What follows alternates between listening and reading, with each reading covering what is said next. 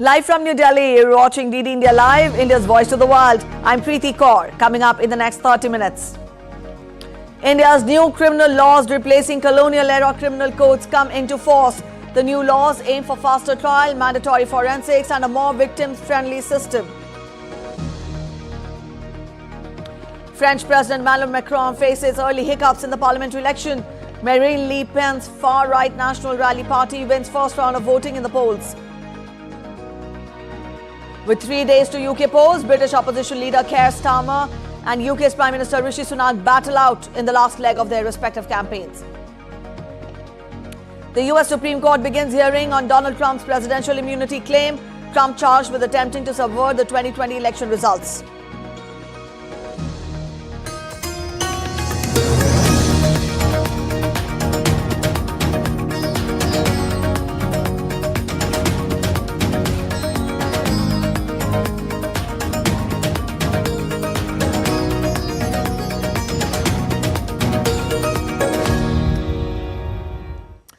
On day 6 of India's parliament session on Monday, the lower house or the Lok Sabha resumed proceedings with the obituary motion taking up to pay respect to the departed members. The motion of thanks on President's address was moved by former Union Minister and senior BJP leader Anurag Singh Thakur in the Lok Sabha. He highlighted the achievements of the Modi government over the last 10 years. The Lok Sabha has allocated 16 hours for debate, which will conclude with Prime Minister's reply on Tuesday.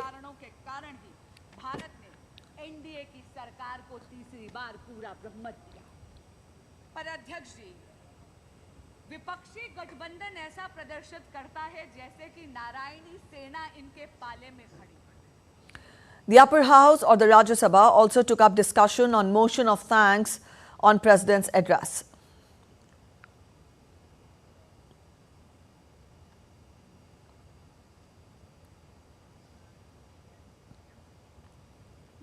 India's justice system is getting a major makeover with 3 new laws replacing British colonial-era legislations. It aims for a faster trial, mandatory forensics and a more victim-friendly system. For over a century, India's criminal justice system operated under the shadow of its colonial past. Sluggish case processing and limited victim rights plagued the system. However, a recent revolution is rewriting the narrative. In 2024, India ushered in a new era with the Bharatiya Nyaya Sanhita, Bharatiya Nagrik Suraksha Sanhita and Bharatiya Sakshat Adhiniyam. These new laws replace the archaic British-era codes, aiming to streamline processes, empower victims and deliver swifter justice. Gone are the days of victims spending hours filing complaints. The cornerstone of this reform lies in speed and transparency. Today, a few clicks on a phone app can initiate the process. This online FIR or First Information Report system not only saves time but also empowers victims, especially those in remote areas or facing mobility limitations. But the reforms extend far beyond convenience. The new laws prioritize victims' rights, placing them at the center of the legal process. Witness protection programs ensure safety, and courts must consider victim input before dismissing a case. This shift in focus acknowledges the emotional and psychological toll crimes inflict. Furthermore, the system is becoming more inclusive. Elderly individuals, women and people with disabilities no longer face the additional burden of navigating crowded police stations. Investigations can now be conducted in the comfort of their homes, a small yet significant step towards accessibility. Technology can also play a crucial role in the new system. Mandatory forensics for serious crimes ensures stronger evidence collection, potentially leading to higher conviction rates. Additionally, virtual court appearances allow for swifter proceedings and eliminates the stress of travel for victims and witnesses. However, like any other major reform, challenges persist. Ensuring proper implementation across the vast and diverse Indian landscape is paramount. Concerns regarding potential misuse of police power also requires vigilant monitoring. Despite these hurdles, the new legal framework represents a significant leap forward. India's criminal justice system is no longer an archaic relic, but a system striving to be faster, fairer and more respectful of all those who seek its protection. This is a revolution with the potential to transform the lives of millions, offering them the hope of a justice system that truly works for them. Bureau Report, DD India.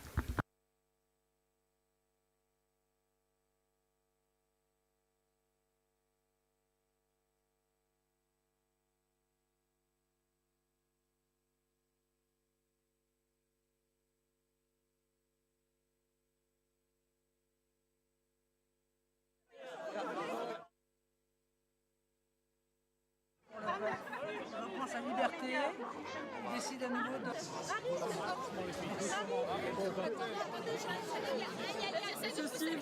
C'est la France. T'as vu, t'es vite dégagé en tout cas. Et Marine, c'est la meilleure.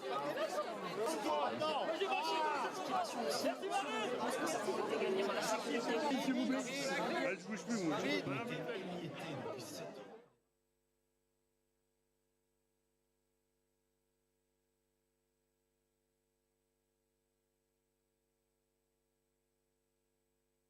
Adela said that he was seeking an absolute majority after the party's lead in the first round elections. Elections for the 577 seats in the lower house National Assembly are a two-round process with second round of voting on Sunday, the 7th of July.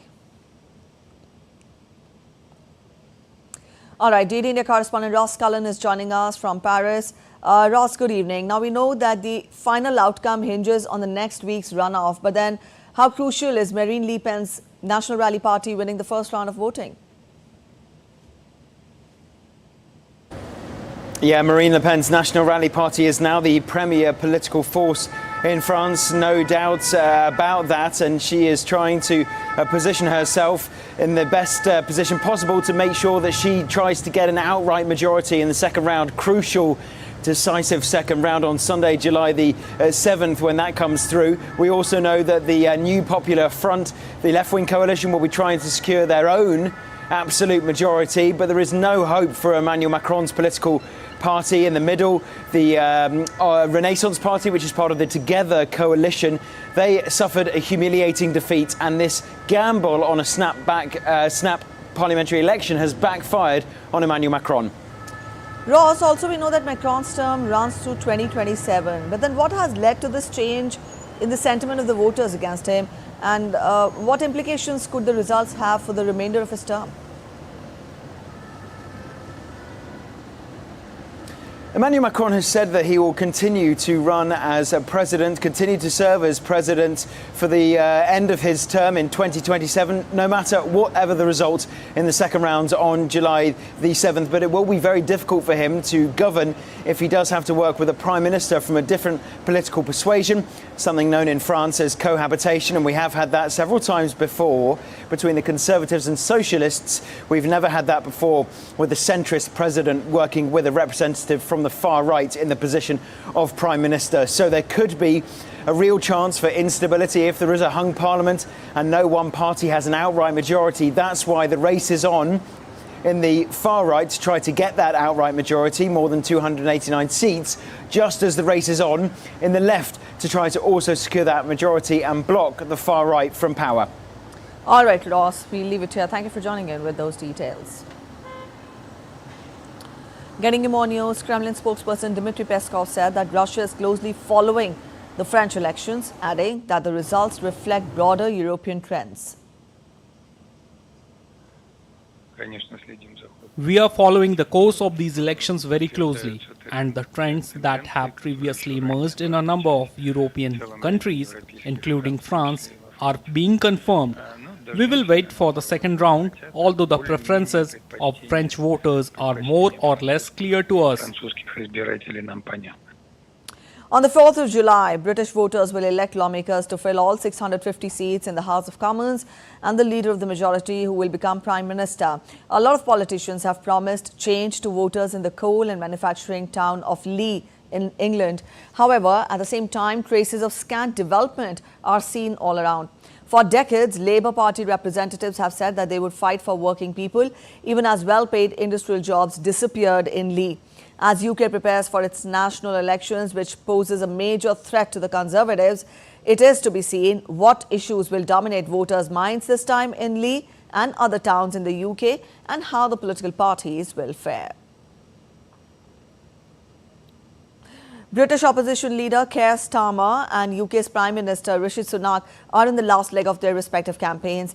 The leader of the British opposition Labour Party, Keir Starmer, said that progressive parties across the world had to understand voters unaffected by mainstream politics in response to the gains made by Marine Le Pen's far-right national rally in the first round of the French parliamentary election. Speaking in Hitchin at a campaign, Starmer said that progressive parties such as his are the only parties able to meet the challenges posed by the rise of far-right parties. To address the everyday concerns of so many people in this country who feel disaffected by politics, who feel that on this Thursday feel either that the country's too broken to be mended, or that they can't trust politicians because of what the Tories have done after the last 14 years. We have to make that progressive cause, but we have to, in making that, understand why it is, certainly in the United Kingdom, after 14 years of chaos and failure. The UK's into the final week of its election campaign, ahead of the country going to polls on Thursday. DD India's Ollie Barrett spells out more details. Well, into the final stretch of the campaign, and the Prime Minister Rishi Sunak is trying to make the conversation about immigration. He says that the Labour Party have no answers when it comes to migration policy and getting overall net migration numbers down. The Labour leader Keir Starmer insists that the Conservatives have mismanaged that issue along with others as well, and he says that he wants to be judged in 5 years' time by the British electorate, by which point he says that as Prime Minister he will have improved public services up and down the country. We are now just days away from the vote on Thursday, July the 4th. By the early hours of Friday morning UK time, we should know who will be the next UK Prime Minister, and all of the polls suggest that it is very likely indeed to be Keir Starmer, with the left of centre Labour Party coming back into power, the polls suggest, for the first time in 14 years. Ollie Barrett in London reporting for DD India. Bulgaria's President Roman Radev handed Rosen Zelazkov of the centre-right GERB party a mandate to try to form a government on Monday after it won the most seats in the parliamentary election last month. Zelazkov, a former parliament speaker, said after receiving the mandate that he was putting forward a proposal for a minority government. Radev will form the proposal of the party to the parliament, which is then due to vote in the coming days. The Kremlin expressed worry over reports of Ukraine increasing their military presence along the border with Belarus. Belarusian military report said that Ukraine had been moving more troops, weapons and military equipment into its northern Zhytomyr region, which borders Belarus. The Belarusian Defense Ministry alleged that Ukraine was building up its forces on Saturday. Meanwhile, Ukraine's border guard dismissed reports suggesting that it was reinforcing its troop deployment along the border with Belarus. You were watching DD India Live. We are heading for a short break. But after the break, South Africa President Cyril Ramaphosa appoints cabinet of ministers in the government of national unity. And US-based Space Exploration and Research Agency names India as partner country for Blue Origin space flight. Chinese space rocket accidentally launches, then crashes during the test.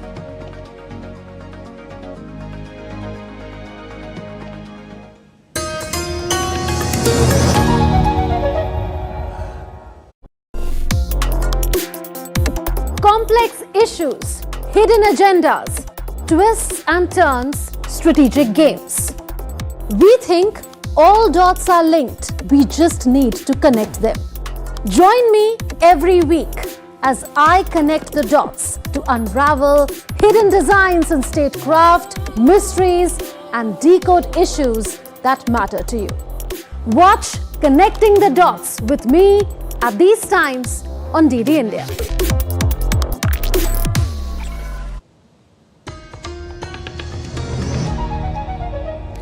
Welcome back after the break. You're watching DD India Live. Let's get to updates from the US. The US Supreme Court's ruling on former President Donald Trump's bid for immunity in a federal criminal case to overturn his 2020 election loss will begin on Monday. In fact, as we speak, the hearing has begun, and Trump has argued that he is immune from prosecution because he was serving as president when he took the actions that led to the charge, while special counsel Jack Smith has opposed presidential immunity from prosecution based on the principle that no one is above the law. The former US president is facing 4 charges related to attempts to subvert the results of the 2020 election. DD India's Nick Harper joins us from Washington, D.C. with more updates. Nick, the hearing has begun. Let us get more updates from you. What does the day hold for Trump? Well, Priti, we are expecting an opinion from the court in about an hour's time. They heard this case back in April. At that point, it was an opportunity for both sides. The prosecution, led by the lead prosecutor Jack Smith, and Donald Trump's lawyers to argue their respective cases.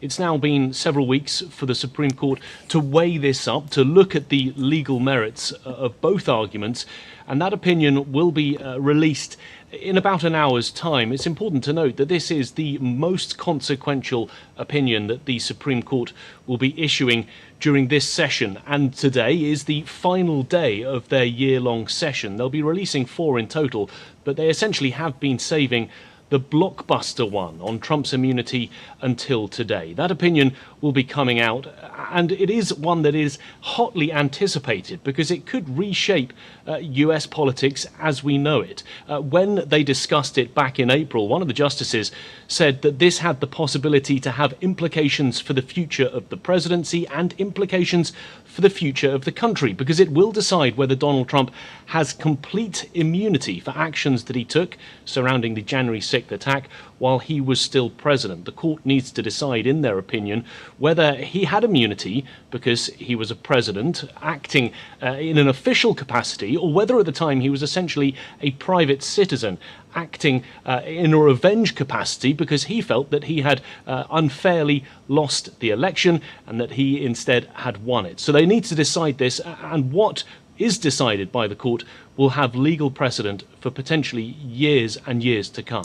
All right. Also, do we have any timeline? I mean, how much more time after the Supreme Court ruling for the trial to begin, and how far will it have a bearing on Trump's chances for the presidential election?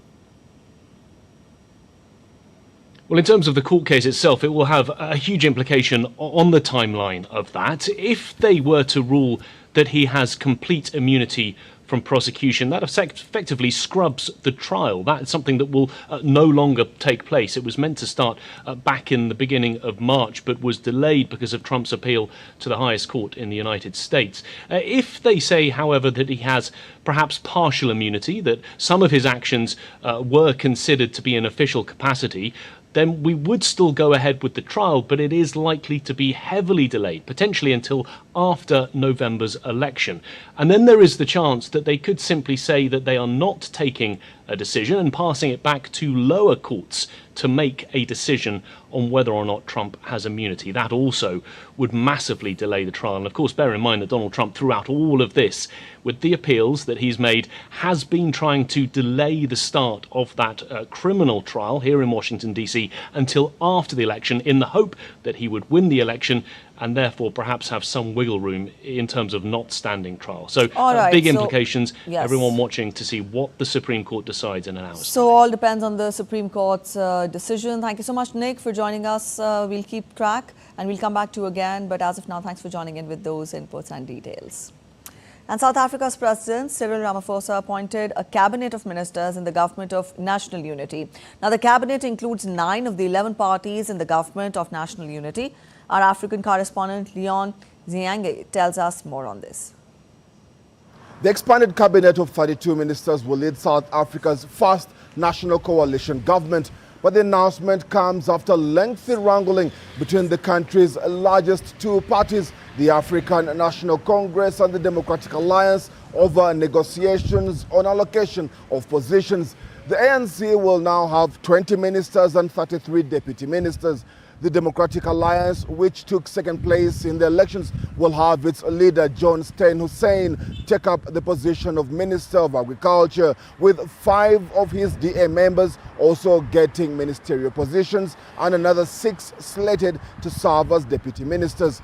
The Patriotic Alliance, Good Party and Freedom Front Plus will each have a minister in the cabinet. It is the longest it has taken a newly sworn-in president to announce his cabinet, taking 11 days since the inauguration on 19th June. No single party obtained an outright majority for the first time in the South African general election, with the incumbent African National Congress Party falling to 40.2% in the elections. Leon Senyange reporting in Kampala, Uganda for DD India.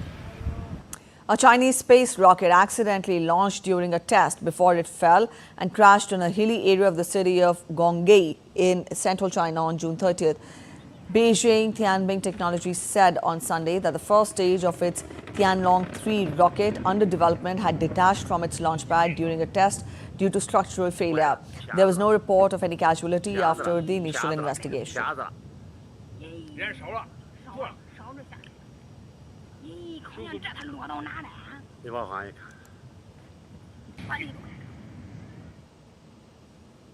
The US-based Space Exploration and Research Agency SERA and Blue Origin on Monday announced a collaboration with India for a human spaceflight program targeting citizens from countries with limited space access. From Mars to Moon, India has achieved key milestones in the space sector. SERA's space program will see 6 citizen astronauts from across the world launched into space. Now, the selected citizens will undertake the 11-minute journey in New Shepard, Blue Origin's reusable suborbital rocket. And back home, a group of IAS officers of the 2022 batch, currently posted as assistant secretaries in various union ministries and departments, called on the President of India, Draupadi Murmu, on Monday. Addressing the IAS officers, the President said that the Indian Administrative Service is considered a dream career in our country. She said that lakhs of ambitious youth dream to become IAS officers. Many of them work very hard for the selection in this service. She also expressed satisfaction on the increasing number of women cadre in the IAS. मुझे ये देखकर खुशी होती है कि IAS में महिला अधिकारियों की संख्या बढ़ रही है। ये हमारी समाज और देश के विकास का एक बहुत महत्वपूर्ण आयाम है। मुझे बताया गया है कि आपके तुरंत बाद के यानी 2023 बैच के आईएएस ऑफिसर ट्रेनीज में महिलाओं की संख्या 42% है। ये एक अत्यंत गौरवशाली कीर्तिमान है। इसमें मुझे भारत के विकास की शानदार तस्वीर दिखाई देती है। And now we take a look at other stories making it to the headlines from across India now. 5 persons, including 3 children from a family, were drowned in a waterfall behind the Bushi Dam in Maharashtra's Lonavala on Sunday afternoon. Search and rescue operation is being conducted by a team of Indian Navy divers. So far, 3 bodies have been recovered and 2 remain missing. A Delhi court sentenced Narmada Bachao Andolan activist Medha Patkar to 5 months simple imprisonment in a 23-year-old criminal defamation case filed by Delhi Lieutenant Governor Vinay Kumar Saxena. The court also ordered Patkar to pay around $12,000 compensation to Delhi Lieutenant Governor Saxena. India's Civil Aviation Minister Ram Mohan Naidu inspected a facility at the Indira Gandhi International Airport in New Delhi on Sunday. A portion of a canopy at Terminal 1 collapsed, in which 1 person lost his life and 7 others were injured. A public protest erupted at the construction site of an underground parking facility in Maharashtra's Nagpur on Monday. Responding to the protest, Deputy Chief Minister of Maharashtra Devendra Fadnavis announced the suspension of the project, which had a budget of 200 crore rupees sanctioned by the state government.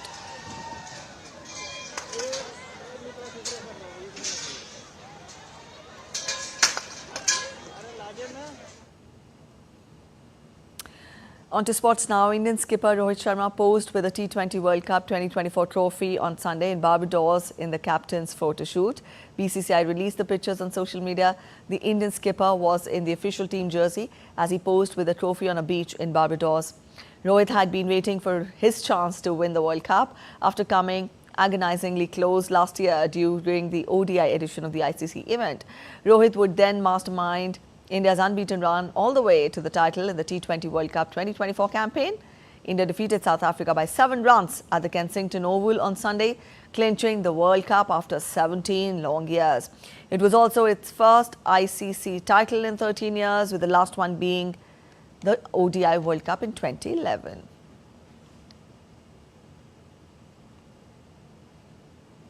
In tennis, world's finest players will battle it out on the ultimate test of grass court as the 137th edition of Wimbledon Championship began on Monday. Wimbledon is the penultimate Grand Slam tennis tournament of the year and will conclude with the men's singles final scheduled on July 14th. All eyes will be on defending men's singles champion Carlos Alcaraz, who picked up his third Grand Slam title after winning the French Open in June. India's top men's singles player Sumit Nagal will make his maiden Wimbledon main draw appearance this year. That's it in this edition of DD India Live, but let us know your thoughts on the news of the day. For those of you on the go, you can get all the latest news and updates from DD India and across the world on the DD India mobile app. You can scan the QR codes on the screens now to download. We'll be back with more news as it breaks here on DD India. I'm Preeti Kaur signing off, and from all of us at In Delhi, thanks for watching DD India Live.